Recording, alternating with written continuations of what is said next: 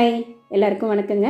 காலையிலேருந்து புரட்டாசி மாதம் அப்படிங்கிறனால கொஞ்சம் க்ளீனிங் ஒர்க் போயிட்டு இருந்தது. மதியம் சாப்பிடல, ஃப்ரூட்ஸ் தான் எடுத்துட்டோம். அப்புறம் டின்னருக்கு பார்த்திங்கன்னா நான் சாதமே வச்சுட்டேன். அருமையான ஒரு தக்காளி ரசம் தாளித்து விட்டாச்சுங்க.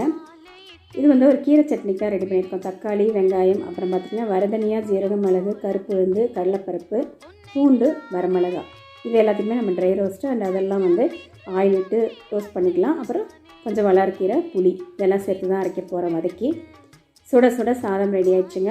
வல்லாரக்கீரை சட்னி வச்சு சாப்பிட போகிறோம். ரொம்ப ரொம்ப ஹெல்த்தி, ஞாபக சக்தி அதிகமாக இருக்குன்னு சொல்லுவாங்க. கூடவே ரசம் அண்ட் வல்லாரக்கீரை சட்னி இருந்தாலே சூப்பராக சாப்பிட்றலாம். வாங்க பிளேட்டிங் பண்ணிடலாம். சாதம் வச்சாச்சுங்க. வல்லாரக்கீரை சட்னி வச்சுட்டு கொஞ்சமாக ஆயில் விட்டு சாப்பிட்லாம்.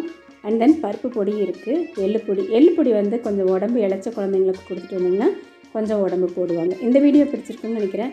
வீடியோ பிடிச்சிருந்தால் லைக் பண்ணி, ஷேர் பண்ணி, சப்ஸ்கிரைப் பண்ணுங்கள். தொடர்ந்து சப்போர்ட் பண்ணுங்கள். Bye friends.